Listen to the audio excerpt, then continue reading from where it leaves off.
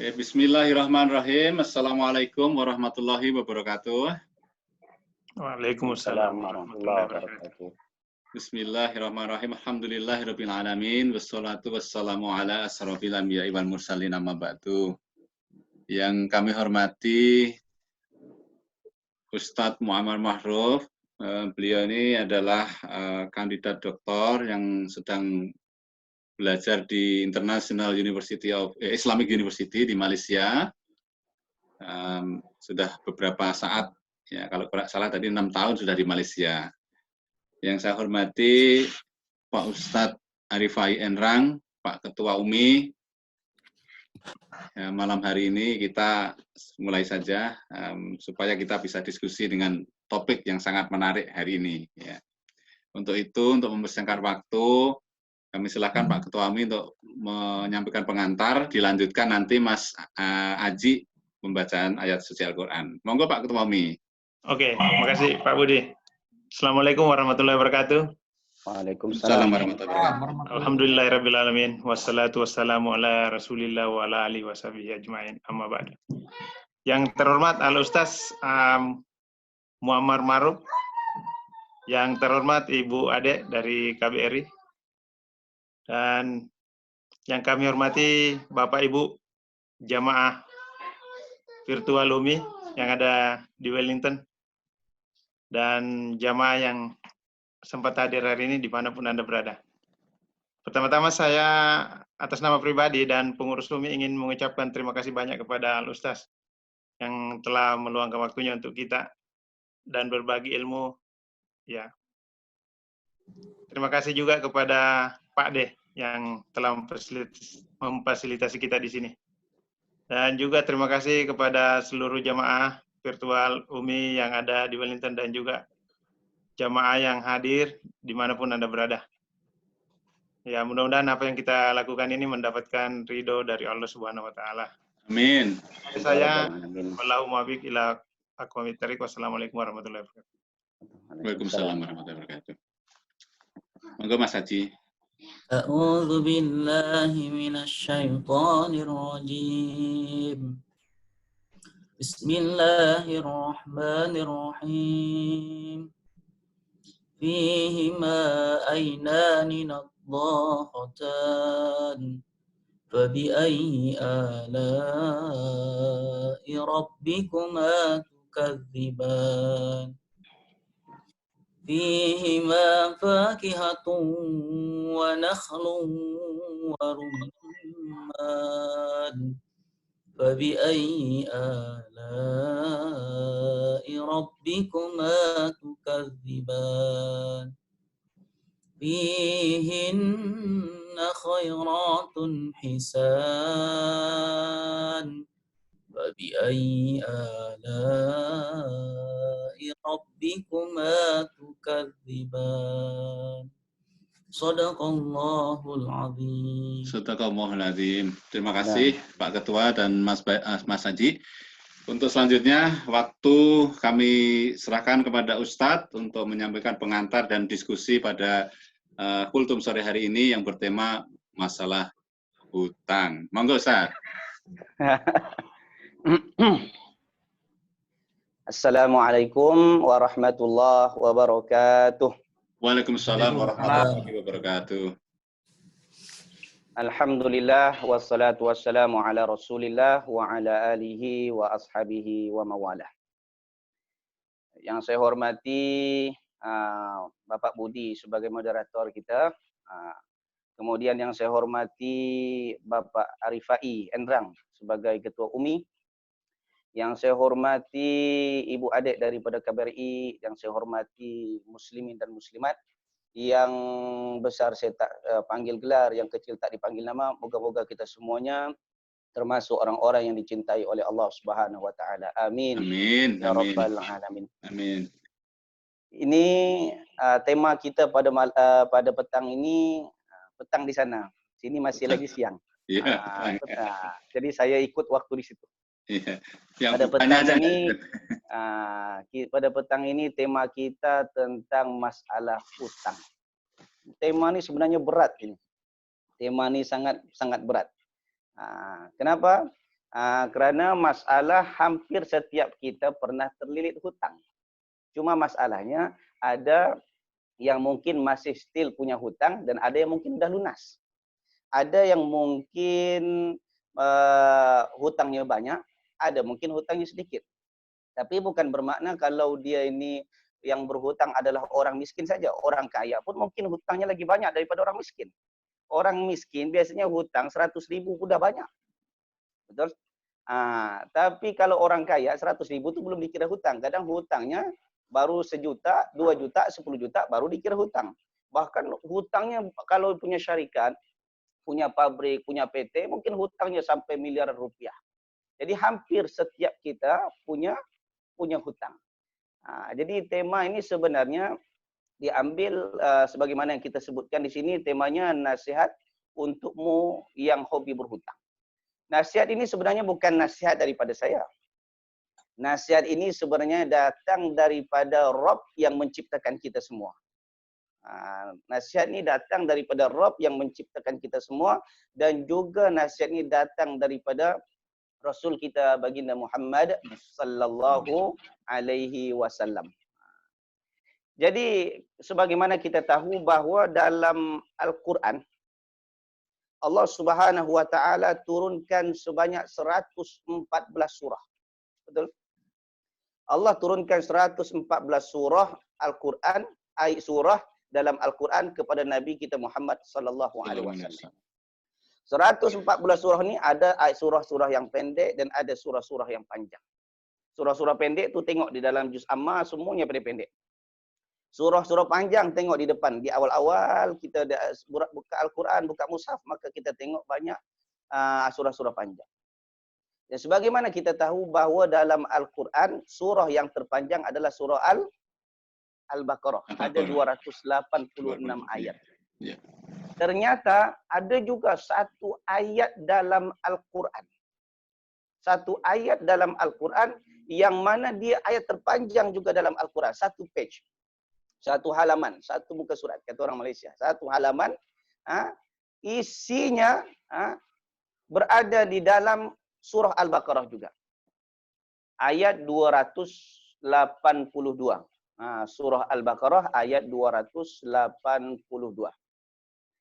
Kalau kita baca ayat ni bukan menceritakan tentang tauhid. Sementara kita tahu dalam Al-Quran, tauhid adalah perkara yang penting. Innahu may yusyrik billah faqad harramallahu 'alaihil jannah wa ma'wahun nar. Orang yang mati dan menyekutukan Allah, maka Allah haramkan surga dan tempatnya di dalam neraka. Bukan ini tauhid penting, tapi ayat ini bukan bercerita tentang tauhid. Bukan masalah solat. Solat pun yang penting juga. Dalam Islam bahwa kita tahu bahwa solat imaduddin adalah tiang agama. Yang mana barang siapa yang meninggalkan solat dengan sengaja, bahkan dia menafikan kewajiban solat, bahkan dia dikatakan murtad kalau dia menafikan. Tapi kalau belum menafikan hanya kerana malas, itu lain. Baru kufrun duna kufrin, atau dia derhaka kepada Allah Subhanahu wa taala saja. Kemudian kita tahu zakat wajib, apalagi puasa wajib, haji wajib bagi yang mampu. 5 perkara ini rukun Islam, walaupun perkara penting bukan disebutkan dalam ayat terpanjang. Ayat terpanjang ternyata diceritakan oleh Allah tentang hutang. Tentang hutang. Kenapa Allah ceritakan tentang hutang? Kerana nanti pada hari kiamat, ramai orang masuk ke dalam neraka Allah Subhanahu wa taala bukan hanya kerana dia tak mentauhidkan Allah, bukan hanya kerana tak solat, bukan hanya kerana tak menunaikan zakat, bukan kerana tak puasa di bulan Ramadan, bukan kerana tak pergi haji. Ramai orang juga masuk ke dalam neraka Allah pada hari kiamat hanya kerana hutang. Jadi Allah sayang kepada kepada hambanya yang Islam, kepada hambanya yang beriman, sehingga Allah nasihatkan masalah hutang. Jadi nasihat ini datang daripada Allah, datang daripada Rasulullah untuk menyelamatkan kita di dunia, menyelamatkan kita di akhirat. Jemaah muslimin dan muslimat, hadirin yang dikasihi oleh Allah Subhanahu wa taala. Jadi masalah hutang ni, nasihat ni sebenarnya bukan hanya nasihat kepada orang yang yang berhutang. Tapi nasihat ini juga diperuntukkan untuk orang yang menghutangi. Untuk orang yang menghutangi. Sebab tidak akan mungkin ada orang yang berhutang kalau tak ada yang menghutangi. Jadi ini ada timbal balik. Ada yang berhutang dan ada yang menghutangi. Dua-duanya dinasihatkan oleh Allah Subhanahu wa taala. Dua-duanya dinasihatkan oleh Allah. Bagi pertama dinasihatkan oleh Allah untuk orang yang menghutangi bantuan, duit atau barang kepada orang lain. Dalam Islam, ketika ada orang susah, maka kita diperintahkan untuk membantu orang tersebut. Mungkin setengah mindset kita, mungkin sangkaan kita kalau kita bantu hidup orang tengok untung, kita rugi. Tapi sebenarnya bukan. Ketika kita bantu orang, pada hakikatnya kita membantu diri kita sendiri. Nabi SAW sabdakan, wallahu fi aunil abdi, madamal abdu fi auni akhi. Allah sentiasa membantu seorang hamba selagi hamba tersebut suka membantu orang lain. Jadi kalau kita ada orang susah, kita bantu, pada hakikatnya kita membantu diri kita. Selagi kita membantu dia, Allah membantu segala urusan-urusan kita. Setiap kita ni punya banyak masalah. Ada masalah besar, ada masalah kecil yang kita hadapi dalam kehidupan kita sehari-hari. Tapi ingat, kadang-kadang ada masalah ni berat, besar. Dengan mudahnya kita lalui. Mudahnya kita lalui suatu masalah. Ini bukan free sebenarnya. Ini sebenarnya adalah bahagian daripada ganjaran yang Allah sediakan. Kerana kita mungkin pernah bantu orang yang lain, tapi kita tak menyedarinya. Contoh, kita lagi drive mobil. Sampai dari suatu tempat, kawasan A ke destinasi B. Mengambil masa dalam 3 jam atau 4 jam. Sepatutnya 3-4 jam kita sampai dengan destinasi dengan selamat. Jangan kita ingatkan, jangan kita kira bahawa kita sampai di destinasi 4 jam kerana kita sehat, mobil kita bagus. Bukan. Tapi kerana pertolongan Allah kepada kita. Allah tolong pada kita. Mungkin saja kalau Allah tak tolong, di tengah jalan ada aksiden yang mungkin akan mengambil masa, mungkin sampai 10-15 jam. Tapi kerana pertolongan Allah, kita sampai destinasi tepat waktu. Dan itu sebenarnya bukan free.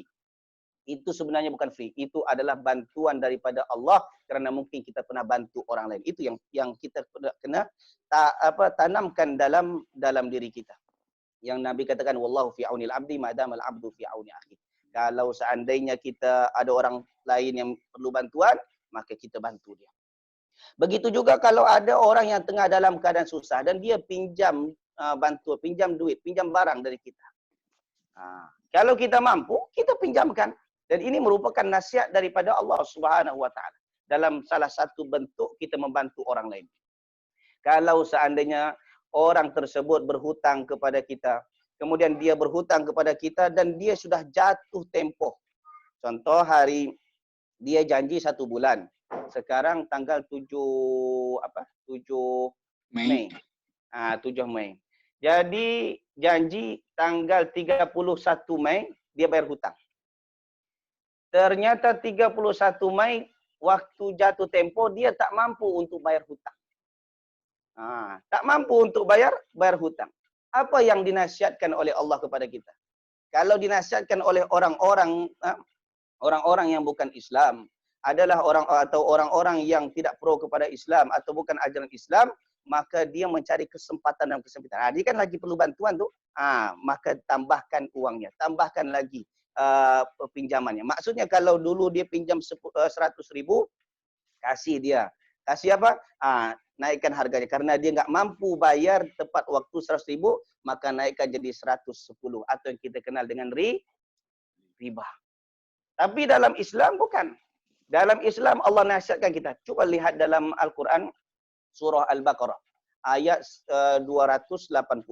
Kata Allah Subhanahu wa taala, wa in kana dzu usratin fanadhiratun ila maisarah. Kalau ada orang yang tengah berhutang kepada kamu dan kemudian dia dalam keadaan susah, fanadhiratun, bagi dia tangguh. Bagi dia tangguh. Sampai kapan? Ila maisarah, sampai dia dapat maisarah. Oh, dapat kahwin lagi Ustaz. Bukan. Bukan kahwin lagi maksudnya. Bukan kahwin dengan Maisarah maksudnya. Maksudnya dia dapat kelapangan hidup. Mungkin tanggal 31 Mei dia harus bayar. Dia tak mampu, kasih waktu seminggu, 2 minggu, 3 minggu, kasih waktu. Setiap kita kasih tenggang, maka di situ kita tetap mendapat pahala di sisi Allah. Wa anta saddaqu, tengok dalam ayat itu. Wa anta saddaqu khairul lakum. Jika kamu mensedekahkan, menghalalkan, khairul lakum, itu yang lagi baik bagi kamu, in kuntum ta'lamun, jika kamu mengetahui. Ustaz, itu kalau pinjam 100.000, 200.000 mungkinlah kita halalkan kan. Tapi kalau pinjam 10 juta bagaimana mau sedekahkan? Ini bukan. Ini maksudnya khairul lakum bukan suatu kewajiban. Jangan, sekarang ada statement setengah orang, dia bilang kalau seandainya ada orang berhutang dengan kita, kemudian kita tak halalkan, nanti dia padang mahsyar kita sibuk mencari karena kita mencari orang tersebut karena ada urusan kita yang tak settle, yang tak habis dengan dia. Ini statement yang salah. Kenapa? Karena kita menjadi yang meminjamkan harta, bukan kita sebagai peminjam. Kalau kita yang meminjam itu lain cerita. Ini kita yang meminjamkan. Orang yang meminjamkan harta dia halalkan atau tidak dihalalkan, maka itu hak dia. Kalau dia meminjamkan harta, dia tagih balik, itu hak dia. Kita tidak boleh paksa. Oh, kamu pinjamkan duit dengan saya, kamu harus halalkan. Kalau enggak, kamu nanti di hari kiamat juga susah. Ini tidak berlaku seperti itu. Jadi jemaah dikasih oleh Allah, itu nasihat oleh Allah SWT kepada kita. Kita kalau ada orang susah, bagi wa antasaddaqu. Kita sedekah, kita bantu. Kalaupun kita tak mampu sedekahkan, bagi tangguh. Tangguh apa? Tangguh tanpa bunga. Itu perintah dalam Islam. Dan ini nasihat daripada Allah Subhanahu Wa Taala untuk orang yang menghutangi. Untuk orang yang menghutangi. Sekarang kita pindah kepada orang yang berhutang. Pindah kepada orang yang berhutang. Para hadirin yang dikasihi oleh Allah Subhanahu Wa Taala. Kita tahu bahawa hutang, setiap kita punya hutang. Cuma ada yang sedikit, ada yang banyak, ada yang sudah lunas, ada yang belum lunas. Dalam Islam sebenarnya masalah hutang piutang bukan sesuatu yang haram. Sesuatu yang mubah saja. Apa itu mubah? Boleh atau harus. Boleh. Maknanya kita boleh berhutang selagi keperluan hutang itu untuk keperluan, bukan untuk berfoya-foya. Bukan untuk berfoya-foya. Karena ada orang sekarang yang berhutang tujuannya untuk kemewahan. Ada orang yang berhutang tujuannya untuk keperluan hidup. Ketika orang berhutang tujuannya untuk keperluan hidup, maka ini mubah, boleh dalam Islam. Bahkan kalau seandainya dia dalam keadaan susah, tak mampu bayar hutang, dia boleh menerima zakat. Lihat dalam surah At-Taubah ayat yang ke-60. Di antaranya wal gharibin, orang yang berhutang, yaitu berhutang untuk keperluan hidup. Namun bagaimana jika seorang berhutang tapi berhutang untuk keperluan hidup? Ada juga berhutang untuk berfoya-foya, kemewahan. Dan ada juga dia sudah mewah tapi hobi berhutang. Itu jadi masalah. Dia sudah cukup, dia mampu beli cash. Tapi memang hobi. Kata orang Malaysia, kalau tak berhutang satu hari, tak sah, kata dia. Ribut hari-hari kalau tanpa ada hutang. Dia pengen ada hutang. Bukan masalah hutang beli mobil, beli rumah. Sampai periuk pun beli, hutang. Sendok, hutang. Dia mampu beli cash, tapi dia berhutang. Padahal gaji dia sudah boleh membeli sendok mungkin sampai 1 lori, 1 kontainer. Dia mampu tapi dia sengaja memang kerana hobi berhutang, dan ini adalah suatu kesalahan. Dan ada juga orang yang kadang memang dia lari daripada hutang. Itu lagi bahaya. Lagi bahaya. Kata Nabi SAW di dalam hadis riwayat Imam Bukhari, kata Nabi SAW, man akhadha amwalan nas. Siapa yang mengambil harta manusia. Maksudnya meminjam. Yuridu ada'aha. Yang mana dia meminjam tujuannya untuk mengembalikan. Ada niat untuk mengembalikan hutangnya. Kan ada orang sekarang, dia berhutang, sebenarnya dia nggak ada niat untuk bayar hutang. Dan ini realiti yang kita lihat kadang-kadang di tanah air kita. Tambah lagi seperti leasing motor ya. Leasing motor yang mana dia di situ dia boleh ngambil motor tanpa DP atau hanya DP mungkin dalam ratusan ribu. Dia pakai motor tersebut, dia pakai motor, kemudian dia pakai untuk usaha ke sana kemari sampai 1 tahun dia tak bayar. Nanti datang orang leasing itu ditarik. Tak apalah, ditarik. Itu udah pakai setahun pun katanya. Modal cuma 100-200 ribu. Ini niat dari hati memang nggak ada niat untuk bayar. Kata Nabi SAW, man akhadha amwalan nas yuridu ada'aha addallahu an. Siapa yang meminjam uang, meminjam harta, dan ada niat untuk membayar, walaupun dia tak mampu untuk bayar, Allah Subhanahu wa taala akan bantu dia melunasi hutang. Tapi kalau seandainya waman akhadha yuridu itlafaha, barang siapa yang berhutang tapi tujuannya untuk menghabiskan, enggak mau bayar. Pinjam, lari.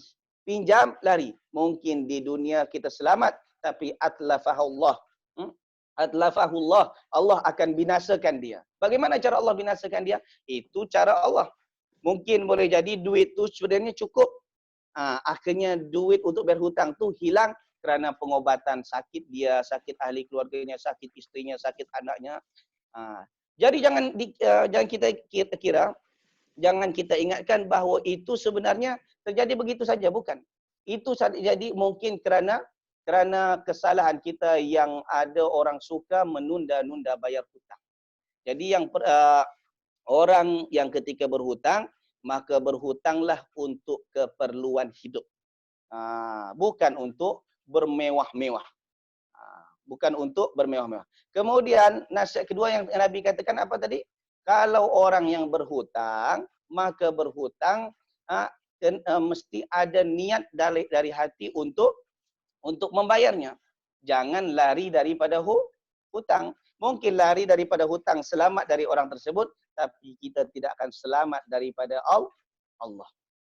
Allah Sami', Allah Maha mendengar. Allah Basir, Allah Maha melihat. Semua apa yang kita buat, Allah Maha melihat, Allah Maha mendengar. Ke hujung dunia pun Allah tahu di mana kita berada. Mungkin orang yang meminjamkan duit dia enggak tahu keberadaan kita, tapi Allah Maha tahu. Kita selamat dari dia, tapi kita enggak akan selamat daripada hukuman Allah. Bahkan orang yang mati, orang yang bertaubat kepada Allah, bertaubat kepada Allah, istighfar, astaghfirullahalazim, astaghfirullahalazim. Istighfar kepada Allah, tapi hutang enggak dibayar. No bro, enggak ada ampunan. Dalam kata Imam Nawawi dalam kitab Riyadhus Shalihin, bahawa dosa kita semua diampunkan oleh Allah kecuali ada hukukul adami, ada hak orang yang kita tak settlekan lagi. Jadi kita harus disettlekan dulu. Terutama juga masalah hutang. Jemaah yang dikasihi oleh Allah Subhanahu wa taala. Kemudian ketika ada orang mati, ini bahayanya. Dia mati tak sempat bayar hutang. Kata Nabi SAW, man mata wa alaihi dinarun au dirhamun. Barang siapa yang mati masih punya hutang dinar, masih punya hutang dirham. Ustaz, dalam hadis itu kan cuma dinar dirham. Kita masukkan rupiah. Tapi tak ada rupiah Ustaz. Di situ dalam hadis itu dinar dirham. Zaman Nabi duitnya dinar dirham. Zaman sekarang bukan walaupun enggak ada dinar tapi ada rupiah, ada dolar. Maka orang yang punya hutang dan dia tidak membayarkannya, maka kata Nabi SAW, qudiya min hasanati. Diambil kebaikannya, pahala-pahalanya yang dia buat, akhirnya diberikan kepada orang yang meminjamkannya, yang mana dia tak sempat bayar semasa hidup di dunia. Laisa sama dinarun wala dirhamun, yang mana di hari kiamat dia tidak jumpa lagi dinar, tak jumpa dirham untuk berhutang, maka hutang itu dibayar daripada amalan-amalan saleh. Bahaya itu hutang itu. Bahaya hutang ni. Jadi kalau kita rajin solat, rajin ibadat, tapi punya hutang dan enggak mau bayar hutang, itu lagi bahaya. Pahala-pahala kita diambil, yang akhirnya kita menjadi bankrupt, menjadi muflis, jadi bangkrut, yang dihumbankan, dibuang ke dalam neraka Allah Subhanahu wa taala. dulu pada suatu masa Nabi SAW duduk dengan para sahabat. Lalu Nabi bertanya pada para sahabat, "Atadruna mal muflis?" Tahukah kamu orang yang muflis? Muflis ni maksudnya bankrupt, orang yang bangkrut, orang yang kerugian. Kata sahabat, "Innal muflisa man la dirham lahu wa la mata'." Ya Rasulullah, orang yang muflis, orang yang bangkrut itu orang yang enggak punya dirham, enggak punya duit, enggak punya harta benda. Itulah yang bangkrut ya Rasulullah. Kata Nabi SAW, "Innal muflisa min ummati." Orang yang bangkrut daripada umatku adalah orang ya'ti yaumal qiyamah bis salatin wa siyamin wa zakatin. Yang pada hari kiamat dia membawa pahala salat, pahala siyam, puasa, pahala zakat. Oh, bawa pahala pun boleh bangkrut. Kenapa? Tapi pada masa yang sama, wa ya'ti qad syatama hadza. Dia membawa dosa suka syatam mencela orang. Wa qadhafa hadza, suka qadhaf, menuduh orang lain tanpa bukti, memfitnah. Wa akala mala hadza, memakan harta orang lain dengan cara yang batil. Wa daraba hadza, memukul orang lain. Wa safaka dama hadza, dan menumpahkan darah orang lain. Kita lihat, tengok dalam hadis. Wa akala mala hadza, memakan harta orang lain. Jadi kalau kita ada duit, kemudian patutnya kita bayar hutang tersebut. Kita enggak bayar, maka kita dikatakan sebagai orang yang memakan harta orang lain dengan cara yang batil. Wa ya'ti qad maka pada hari kiamat fayu'ta hadza min hasanati wa hadza min hasanati. Diambil kebaikan kita, dibagi kepada orang yang meminjamkan. Fa in faniyat hasanatuhu qabla ayyuqda alaih. Kalau kebaikan kita dah habis, pahala dah habis, sementara dosa masih ada lagi, ukhidha min khatayahum faturihat alaih thumma turiha finnar. Kalau dosanya masih ada, sementara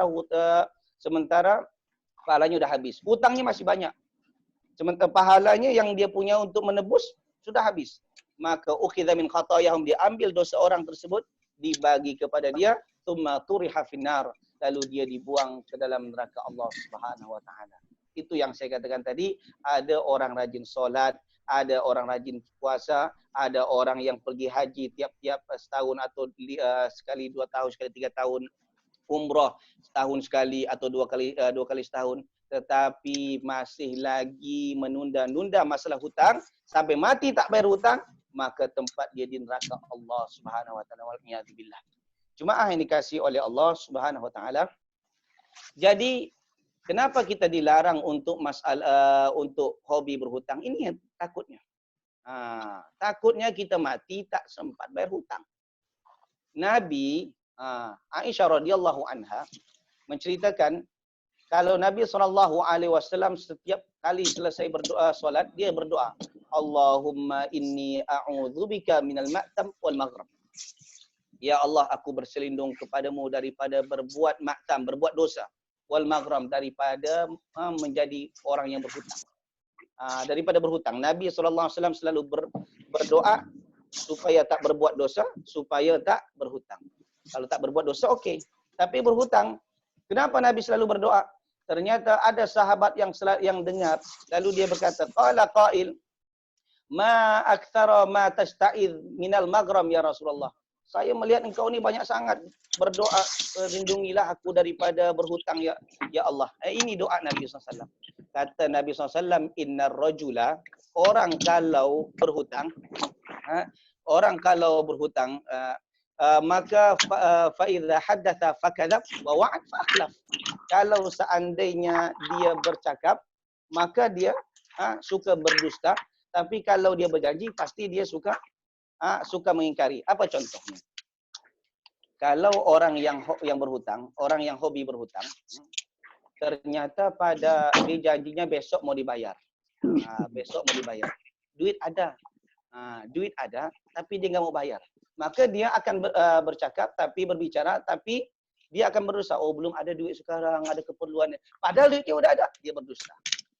Dia minta tangguh lagi. Oh, bagi waktu seminggu, dikasih tangguh. Wa wa'ad, dia berjanji, fa akhlaf, dan dia mengingkarinya. Tengok, ini ciri siapa nih? Bercakap berdusta, berjanji mengingkari. Ini ciri-ciri orang-orang munafik. Jadi maksudnya Nabi SAW sentiasa berdoa kepada Allah, ya Allah jauhkanlah aku daripada sifat munafik, di antaranya yang boleh menjatuhkan seorang kepada sifat nifak apabila menjadi hobi berhutang. Seram nih. Jemaah yang dikasihi oleh Allah Subhanahu wa taala. Tapi kadang-kadang masalah hutang ni yang susah apabila menghutangi orang-orang terdekat. Ini yang susah nih. Kalau menghutangi orang jauh, kita boleh paksa sikit. Kau hutang dengan aku tahun lepas, bulan lepas. Kau enggak boleh bayar, kita boleh ganti dengan barang-barang yang lain yang mungkin harganya sama dengan hutang dia. Contoh, dia hutang duit, enggak mampu, maka kita contoh dia punya TV. TV dia berapa harganya? Sekian. Kita ambil untuk ganti bayar hutang dia. Itu bisa. Tapi kadang-kadang yang susah berhutang dengan ahli keluarga. Dengan adik-beradik. Itu sangat susah. Kalau waktu dia meminjam, dia nangis-nangis. Abang, kakak, tolong pinjamkan saya. Nangis. Nanti waktu menagih, kita pula yang menangis untuk mintanya. Itu biasanya sama-sama saudara. Jadi untuk sama-sama saudara, ketika kita berhutang apapun, walaupun sama saudara sendiri, dinasihatkan oleh Allah. Tengok dalam surah Al-Baqarah ayat 282. Ya ayyuhalladzina amanu. Hai orang-orang yang beriman, idza tadayantum bidainin ila ajalim musamma, apabila kamu buat transaksi hutang pada waktu yang ditetapkan, faktubuh, tulislah, catatlah. Kadang-kadang kita ni kerana ni dekat, kawan rapat, alah hutang 1 juta, 2 juta, enggak usahlah ditulis, biasalah. Tapi dalam Islam bukan. Ketika kita hutang harus bertulis. Tujuannya apa? Supaya tidak ada penipuan, tidak ada pengingkaran di masa yang akan datang. Dan ini yang banyak nyatanya. Kadang-kadang dengan orang dekat sendiri, dia waktu pinjam di 1 juta janji bulan depan. Ternyata waktu bulan depan ketika kita tagih, dia katakan, "Kapan saya hutang sama kamu?" Kita enggak punya bukti. Punya bukti pun susah, susah menagih, apatah lagi enggak punya bukti. Ini nasihat daripada Allah. Kepada sesiapa pun kita punya hutang atau kita meminjamkan duit kepada orang atau orang meminjam kepada kita dalam jumlah yang kita mungkin enggak mampu untuk mensedekahkannya. Dalam jumlah yang kita tak mampu untuk mensedekahkan. Mungkin kalau 10 juta, 20 juta. Tapi saya rasa kalau orang-orang New Zealand ni semuanya, kalau 10 juta itu masih mampu untuk mensedekahkan, insyaAllah ya. Jadi kalau mampu untuk mensedekahkan, kita yakin mampu mensedekahkan mungkin 100,000, 200,000, kita enggak tulis, enggak ada masalah. Lagipun kalau dia enggak bayar, kita sedekahkan. Wa antasaddaqu khairul lakum. Itu baik, tak ada bagus. Kita enggak mampu dia bayar, kita sedekahkan. Okey, bagus. Tapi kalau sana kita enggak mampu untuk mensedekahkan, pastikan semua hutang piutang nasihat daripada Allah kena ditulis. Wajib ditulis. Kenapa? Takut ada pengingkaran selepasnya. Biasalah orang-orang suka mengingkari kan. Hari ini cakap ni, esok cakap lain. Apalagi sama saudara, tambah lagi kalau seandainya kita waktu dia pinjam, dia dalam keadaan susah dan kita kaya raya, kita cukup duit. Nanti waktu kita menagih, dia katakan, "Abang, kakak, abang kan duit masih banyak. Berapa ini pula ditagih?" Padahal janjinya 1 bulan. Hutang tetap hutang walaupun adik-beradik. Jangan kita ingatkan kalau seandainya ini adik-beradik, ini boleh halal. Enggak boleh. Orang kalau seandainya hutang dengan adik-beradik, tetap hutang. Kasih-kasih, hutang-hutang. Dengan kawan, apatah lagi. Tapi begitu juga seorang, sekarang timbul soalan. Bagaimana kalau seorang suami punya hutang dengan istri? Suami hutang dengan istri, maka tetap wajib bayar. Kecuali istrinya halalkan. Kalau enggak halalkan, walaupun RM1,000, kena bayar. Kalau enggak, dia boleh tuntut kita. Tapi kalau istri punya hutang sama suami, wajib bayar enggak? Pak Budi? Enggak perlu. Wah, tengok senang. Karena senang istri. Ya. Enggak pernah hutang kan? Tinggal Yang minta penuh kan. hutang. Enggak kan Jadi seumpama. ini umpama kalau istri pinjam duit suami, tergantung tujuannya untuk apa. Kalau pinjamnya untuk keperluan sehari-hari, maka ini boleh. Tak perlu ini walaupun dikatakan kamu tetap hutang. Walaupun kata hutang, ini tidak dikatakan hutang dalam Islam. Kan ada setengah atau sebahagian suami yang maaf bakhil. Kata orang Malaysia kedekut. Pelit.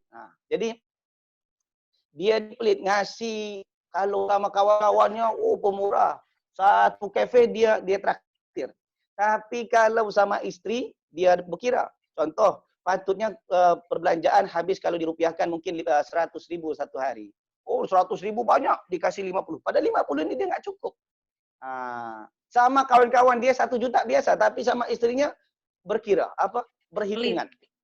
Karena perhitungan sama istrinya, maka dia apabila istrinya pinjam, walaupun itu katanya pinjam, tapi tujuannya untuk keperluan dapur, maka itu bukan dikira sebagai hutang.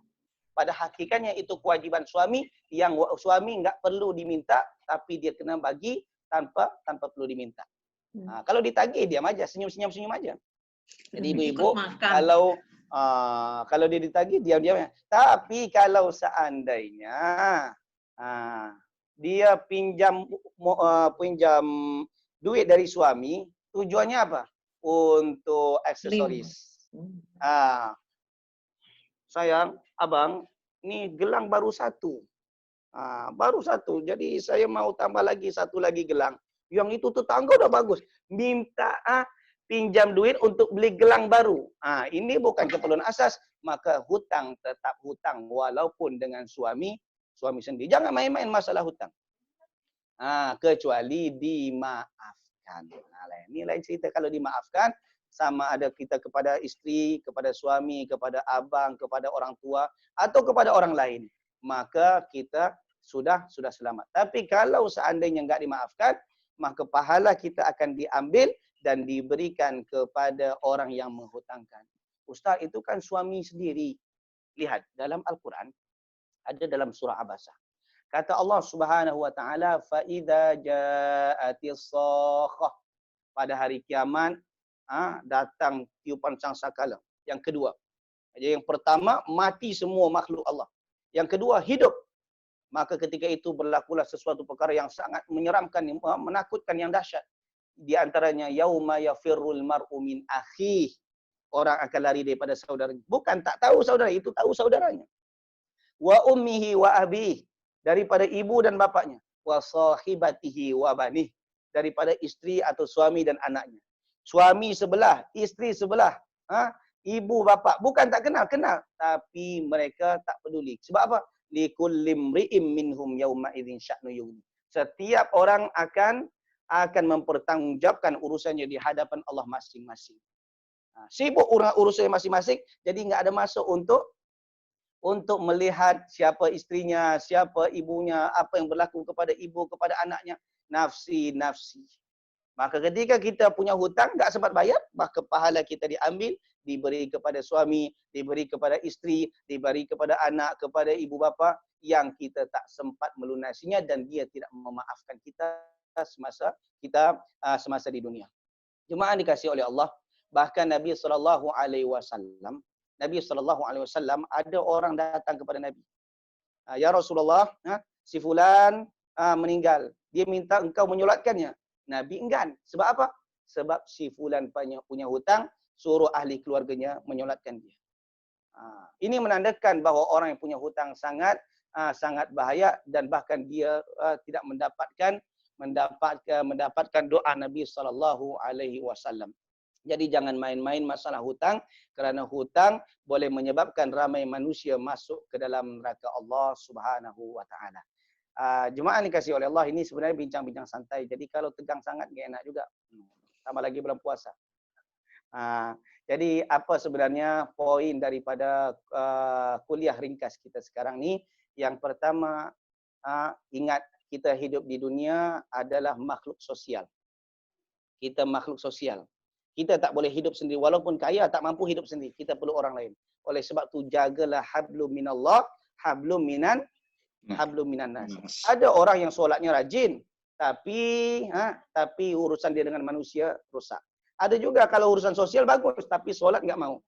Ini pun duribat alaihimudz dzillatu aina ma thuqifu. Dia akan dihinakan dimanapun dia berada. Jadi jagalah sentiasa hubungan hablum minallah wa hablum minan nas. Yang kedua, di antara hubungan hablum minan nas yang perlu kita jaga, kalau ada orang dalam keadaan susah dan dia bisa dia minta tolong pada kita. Apa yang boleh kita tolong? Tolong. Apa yang boleh kita tolong? Tolong. Tapi pastikan masa kita tolong orang, jadilah kita seperti matahari, jangan jadi seperti lilin. Apa itu maksudnya? Kalau lilin, orang lain terang, tapi dia habis. Kalau matahari, yang lain terang, dunia terang, tapi dia tetap utuh. Jadi bantu orang, pastikan diri juga tidak sengsara. Karena kalau diri sengsara, takutnya selepas kita bantu orang, kita pula yang menjadi pengemis. Itu nggak boleh dalam Islam. Jadi pastikan kalau ada orang susah, datang kepada kita, minta bantuan. Apa yang boleh kita bantu? Bantu. Kemudian yang ketiga, kalau seandainya ada orang minta bantuan, yaitu dengan cara meminta pinjaman. Dia meminjam. Kalau kita mampu, kita pinjamkan. Semampu kita. Kemudian kalau dia datang waktunya, jatuh tempo 1 bulan, atau 2 bulan, 3 bulan, jatuh temponya 3 bulan. Sudah datang jatuh tempo, dia nggak mampu untuk bayar, kita dinasihatkan oleh Allah untuk bagi tangguh. Kata Nabi SAW, Man ahabba ayudhillahullah fi dhillihi. Barang siapa yang ingin mendapat naungan Allah pada hari kiamat, yang mana tidak ada naungan kecuali naungan Allah, di antaranya falyunzir mu'siran. Orang yang memberikan tangguh kepada orang yang tengah kesusahan dalam berhutang. Itu. Yang keempat. Yang keempat, ingat, bahwa hutang, apabila kita berhutang, pastikan hutang itu untuk keperluan yang sangat dibutuhkan sekali. Bukan untuk berfoya-foya. Sebab apa? Sebab takutnya kita mati tak sempat bayar hutang. Tak sempat. Ustaz, saya punya rumah lagi, Ustaz boleh bayar. Untuk bayar hutang saya, rumah saya lagi mahal daripada hutang saya. Itu kata kita. Kalau kita meninggal, harta kita boleh jadi diperebutkan oleh ahli keluarga yang tak sempat dibayar hutang kita. Kita minta, nggak bisa lagi. Kita udah jadi dimakan cacing tanah.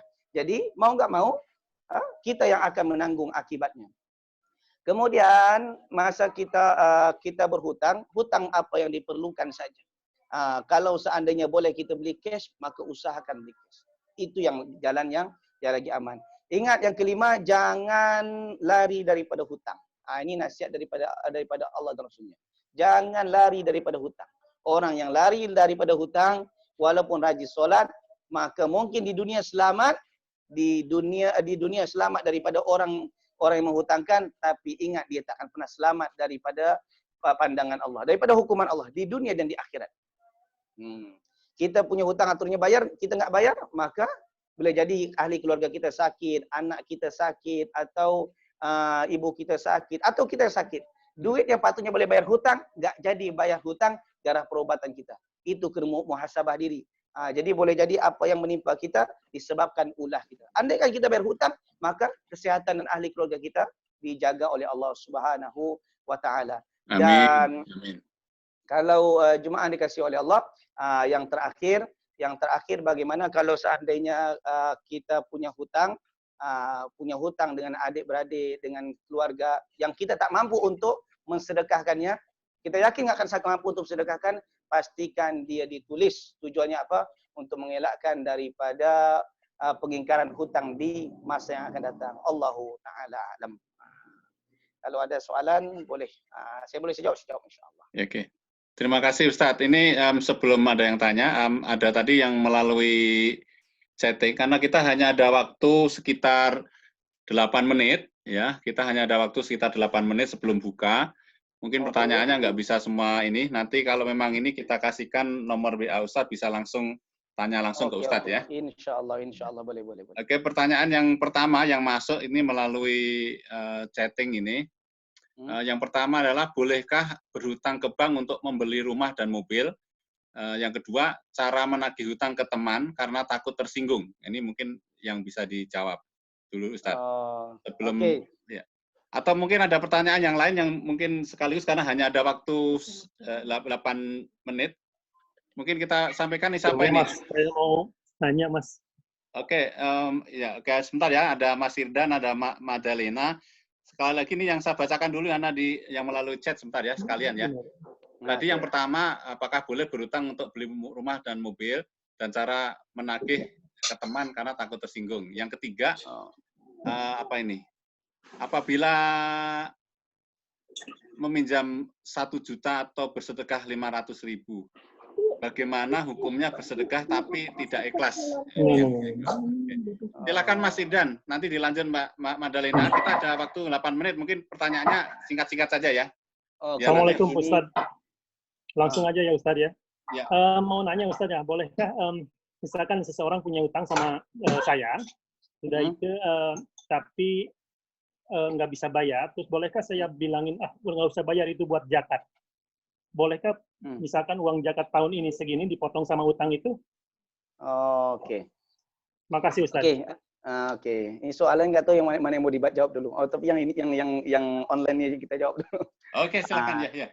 Oke, kata bagaimana hukum seandainya orang berhutang, kawan kita berhutang dengan kita, contoh 1 juta, 1 juta rupiah. Kemudian udah jatuh waktu temponya dia nggak mampu untuk bayar hutang. Lalu kita katakan nggak usah lah bayar. Ini saya sudah bagi kepada kamu atas niat zakat. Boleh nggak? Boleh. Boleh. Karena pada hakikatnya sebenarnya kalau dia termasuk asnaf yang 8 disebutkan dalam surah At-Taubah ayat 60, yaitu innamas shadaqatu lil fuqara wal masakin. Dia termasuk fakir, termasuk orang miskin, termasuk wal amil atau diamil, atau orang yang dalam membebaskan hamba, atau gharimin orang yang berhutang untuk keperluan asas dia, maka kita sedekahkan dia, termasuk kita bayarkan duit tersebut, kita berikan kepada dia dengan niat zakat, maka ini boleh karena dia termasuk asnaf. Tapi kalau dia bukan termasuk asnaf, dia orang kaya, miskin enggak, fakir enggak, amil juga enggak, gharim masuk orang berhutang untuk keperluan asas enggak juga, kemudian fisabilillah juga enggak. Ada tengok dalam surah At-Taubah ayat 60, dia bukan termasuk asnaf yang 8. Walaupun kita katakan niat zakat nggak boleh. Sebab apa? Karena orang tersebut bukan termasuk orang yang mustahak untuk menerima zakat. Jadi harus dilihat dulu siapa kawan kita. Kalau dia termasuk asnaf, dia boleh, maka zakat kita insya Allah sah. Satu. Yang kemudian jawabannya, maaf nih, jawaban singkat-singkat aja. Ya, siap. Singkat. Ya Ustaz, makasih. Kemudian bagaimana hutang untuk beli rumah dan mobil ke bank. Sekarang sekarang masalah kepada peminjaman hutang bukan hanya masalah bank. Bank ni tergantung bagaimana sistem pinjamannya. Ada kalau seandainya bank-bank yang ikut cara syariat Islam, maka itu boleh. Dan dia bukan sistem pinjam biasanya, dia sistem jual beli, bank jual beli. Maka itu boleh. Maknanya contoh kita punya rumah harganya 100 juta. Harga 100 juta. Yang mana rumah itu 100 juta, kita nggak mampu untuk beli cash. Maka kita pergi ke bank, yang bank ini sistemnya Islam. Kalau cara Islam, dia akan katakan, oh Anda berminat 100 juta, saya beli rumah ini 100 juta. Lepas tu rumah itu jadi milik bank. Maka bank jual kepada kita. Kalau jual beli, maka itu boleh. Dalam Al-Quran surah Al-Baqarah ayat 275, wa ahallallahu al-bai'a. Allah halalkan jual beli. Jual beli pasti ada untung. Dijual sama bank kepada kita 120. Tapi dengan cara apa? Dengan cara mencicil tanpa ada bunga, maka itu boleh. Itu sistem jual beli. Itu boleh. Tapi kalau sistem meminjam, kita pergi ke bank konvensional, pinjam 100 juta, kita beli rumah, nanti kita bayar cicil, maka ini haram dalam Islam yang dinamakan riba. Kata Allah dalam Al-Quran, surah Al-Baqarah ayat 275 juga, alladzina yaquluna riba la yaqumuna illa kama yaqumul ladzi yatakhabbathu syaitanu minal mas. Orang yang memakan riba pada hari kiamat nanti dibangkitkan seperti orang kerasukan syaitan. Satu. Yang ketiga, bagaimana kalau kita menagih hutang kepada kawan kita yang mana patutnya dia sudah jatuh tempo, aturannya kita tagih tapi segan. Kalau segan ya tanggung sendiri. Kalau segan tanggung sendiri, kita masih punya hak untuk meminta. Kalau kita segan ya tanggung sendiri. Kalau kita mau halalkan itu tidak masalah, tafadhol. Kalau kita mau halalkan maka kita dapat pahala, dikira sedekah. Tapi kalau kita enggak menghalalkan dan dalam hati mengumpat lagi, merungut lagi, oh ini tak bayar, menagih pun enggak mau, maka kita rugi dunia akhirat. Kenapa? Di dunia kita enggak dapat apa-apa, di dunia enggak dapat apa-apa, di akhirat ya bulus gitu aja, hilang. Jadi kalau seandainya kawan kita punya hutang dengan kita dan kita mampu untuk mensedekahkan, bagus sedekahkan. Tapi kalau tak mampu, kita beranikan diri untuk meminta. Allah Ta'ala alam. 3 orang. Yang keempat, nggak tahu saya apa soalan tadi.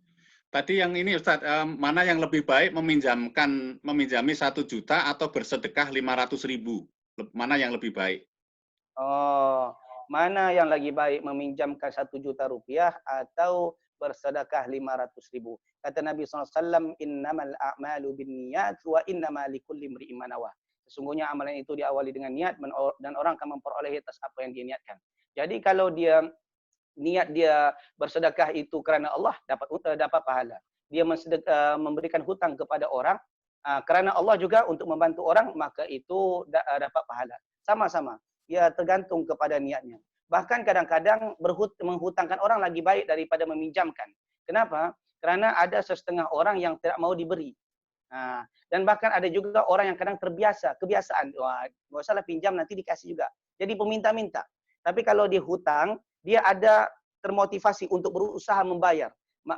Jadi tergantung situasi dan bergantung kepada niat masing-masing. Allahu Ta'ala. Ini saat menyambung mengenai meminjam uang untuk beli rumah ya. Karena di New Zealand itu kan tidak ada bank syariah, jadi hanya ada bank biasa. Jadi kalau tidak pinjam dari bank, tidak mungkin kita bisa beli rumah gitu. Karena memang harganya luar biasa gitu, sangat mahal. Jadi harus melalui bank gitu. Ini satu lagi, ini apa? Udah tadi.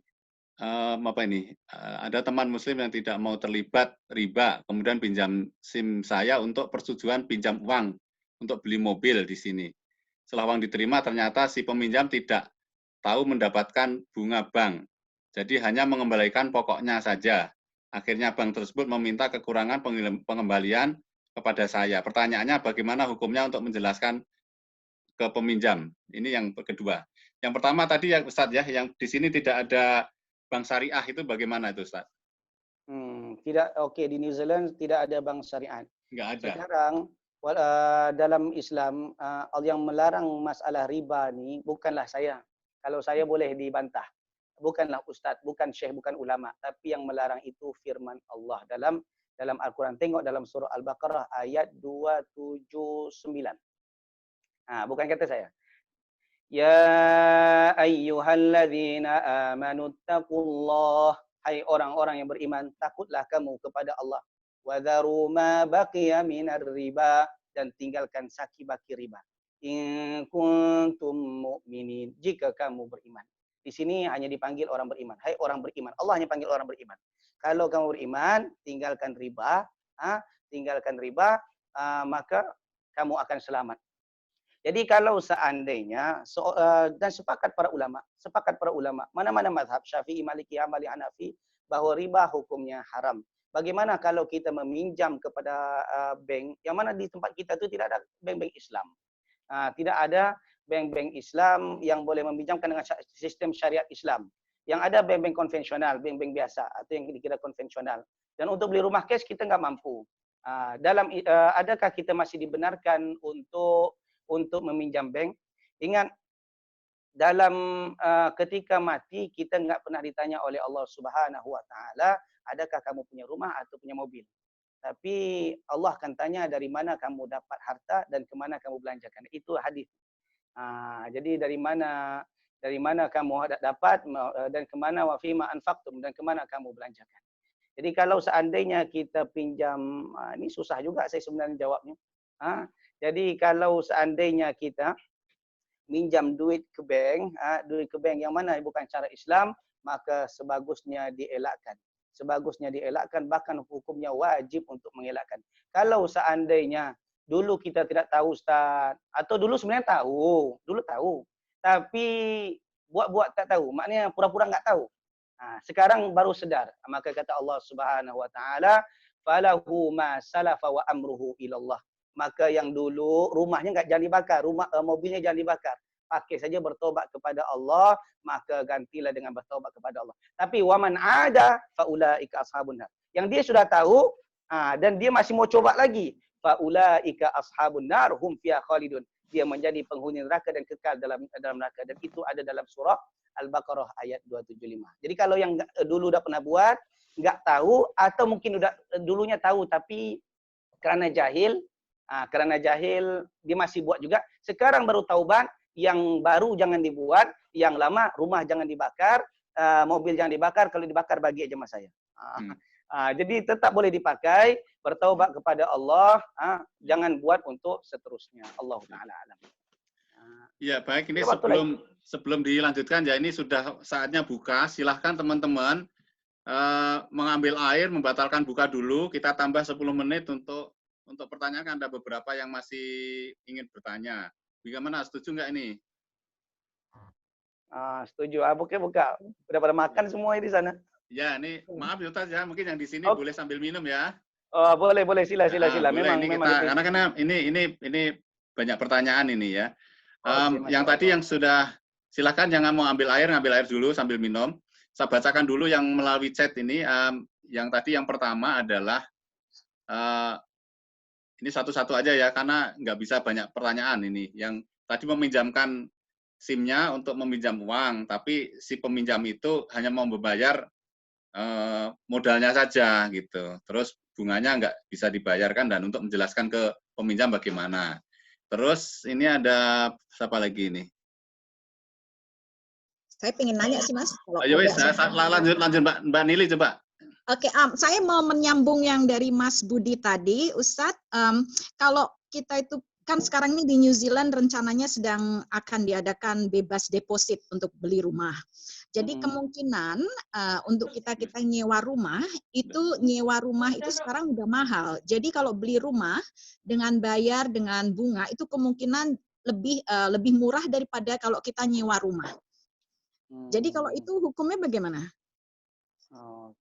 Jadi dia sebenarnya kalau dengan beli itu walaupun dengan bunga, dia sebenarnya malah meringankan.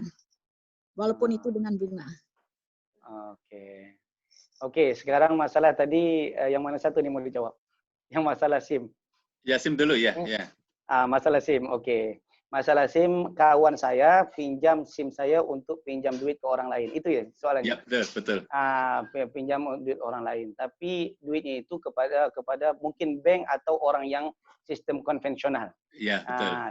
Bukan sistem Islamik, tapi sistem ribawi. Kemudian dia nggak mampu bayar, dia hanya mampu bayar modalnya aja. Kalau dipinjam 1 juta, 1 juta. Bunganya contoh 200.000.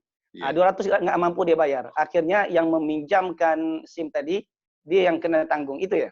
Iya, betul. Bagaimana hukum meminjamkan SIM kita? Pertama kata Allah dalam surah Al-Maidah. Surah Al-Maidah ayat yang kedua. Wa ta'awanu 'alal birri wat taqwa. Bertolong-tolonganlah kamu dalam perbuatan baik dan ketakwaan. Wa la ta'awanu 'alal itsmi wal 'udwan. Jangan kamu bertolong-tolongan dalam perbuatan dosa dan permusuhan. Yang dalam Islam ketika orang berbuat dosa, kita nggak berbuat dosa, tapi kita cukup menolong saja, maka kita pun juga berdosa. Jangankan hukum akhirat, hukum agama. Kita coba lihat hukum dunia. Masalah narkotik, dadah. Kalau di sini narkoba. Di sini namanya dadah, narkoba. Oke. Orang yang kalau seandainya polis tangkap, kita pergi bawa dadah, bawa narkoba, masuk dalam beg. Kemudian kita melalui immigration. Ternyata ditangkap infrared, si fulan ada narkoba dalam beg. Dibuka. Seandainya selepas diuji air kencingnya bahwa orang tersebut negatif, dia bukan pengisap narkoba, narkotik, dia bukan penjual, dia hanya bantu bawa saja. Terperangkap. Adakah dia kena hukum? Boleh jawab? Kena hukum nggak, Pak Budi? Ya, kena. Kena hukum kan? Walaupun alasan, kita ngomong sama polis, saya nggak ada, saya cuma bawa aja. Nggak ada kita mau bawa. Kau bawa, kau pakai, kau jual, kau buat apapun, kalau sudah berada dalam begmu, engkau yang punya, maka engkau kena hukum. Itu hukum dunia. Gak mau tahu, selagi yang terlibat semuanya kena hukum. Begitu juga dalam Islam. Orang yang berbuat dosa kita nggak buat, tapi kita ikut menyokong, kita ikut membantu, maka kita pun juga berdosa di sisi Allah Subhanahu Wa Taala. Jadi kalau kita pinjamkan SIM dan kita tahu untuk apa SIM itu dipinjamkan, untuk pinjam duit, untuk jaminan pinjam duit, yang mana duit itu dengan cara riba, kita yang minjamkan juga berdosa. Karena apa? Kita bertolong-tolongan dalam perbuatan dosa dan permusuhan. Allah Taala alam. Kemudian soalan berikutnya tak tahu dari siapa tadi. Ibu Nelly. Tentang Ibu Nelis. Ibu Nelis tentang masalah yang berkaitan juga dengan riba tadi. Masalah di New Zealand, kalau kita sewa rumah harganya mahal. Sekarang kerajaan, pemerintah, government New Zealand lagi buat promosi rumah tanpa DP. Tanpa deposit, ya. Tanpa deposit. Tanpa deposit. Jadi hanya bayar bulan-bulan. Bertahun-tahun ke bulan-bulan. Tahun-tahun ya. Bayar per tahun. Ya. Kalau kita hitung memang dia berbunga, tapi kalau kita hitung dengan sewa rumah ternyata lagi murah. Contoh dengan sewa rumah, kalau sewa rumah dalam 10 tahun total uang yang habis 10 juta rupiah. Contoh ini rupiah. Ternyata kalau kita beli rumah dengan cara yang pakai bunga tadi, dia cuma 9 juta. Lebih murah. Ini contoh saja. Lebih murah. Adakah riba itu tetap dihalalkan? Tak. Riba tetap haram walaupun dengan keuntungan hanya 1%. Dan itu bukan kata saya. Kata Allah dalam Al-Quran tadi dalam surah Al-Baqarah ayat 75. Waman ada. Siapa yang kembali berbuat transaksi riba. Sementara dia dah tahu. Waman ada. Faulaika ashabun nar. Mereka tempatnya di dalam neraka. Dan hum fiha khalidun, selama-lamanya dalam neraka Allah. Tapi kalau dulu dah pernah buat, boleh taubat. Tapi dah tahu, masih teruskan, ini yang menjadi masalah. Dan itu pendapat dari Al-Quran dan hadis Nabi SAW. Tapi kalau mau coba-coba tanya sama ustaz-ustaz lain, itu boleh juga. Allah. Jazakallah khair, Ustaz. Mohon maaf. Ya. Oke. Baiklah kaum muslimin, karena memang waktunya sudah harus sholat maghrib. Nanti yang masih mau tanya-tanya, nanti kita kasihkan nomor WA-nya Ustadz, bisa langsung WA ke Ustadz ya. Boleh Ustadz ya? Boleh. Insya Allah, ya, nanti silahkan nanti WA ke saya yang mau tanya, masih melanjutkan pertanyaan, nanti langsung tanya per WA saja ke Ustadz, karena memang sekarang ini harus sudah sholat maghrib. Jangan sampai kita meninggalkan wajibnya. Saya kira itu yang harus kita laksanakan. Terima kasih sekali lagi Ustadz, penjelasannya yang sangat jelas tadi. Mudah-mudahan semua ini membawa manfaat bagi kita semua yang ada di New Zealand. Mohon maaf apabila ada hal-hal yang kurang berkenan, mungkin ada keterlambatan tadi. Tapi insya Allah itu kita akan perbaiki terus. Ya. Terima kasih Ustadz, mohon maaf ini kita harus buka dan sholat maghrib. Saya kira selamat berbuka yang ada di Wellington. Ini ada juga dari Indonesia. Selamat melanjutkan puasa. Ustadz selamat melanjutkan puasa. Saya kira demikian. Assalamualaikum warahmatullahi wabarakatuh. Waalaikumsalam warahmatullahi wabarakatuh. Terima kasih Ustadz. Terima kasih Ustadz. Terima kasih. Terima kasih Ustaz. Terima kasih Mas dari Jogja, Mas Danang. Terima kasih Ustaz. Terima kasih Pak Budi. Selamat berbuka. Assalamualaikum.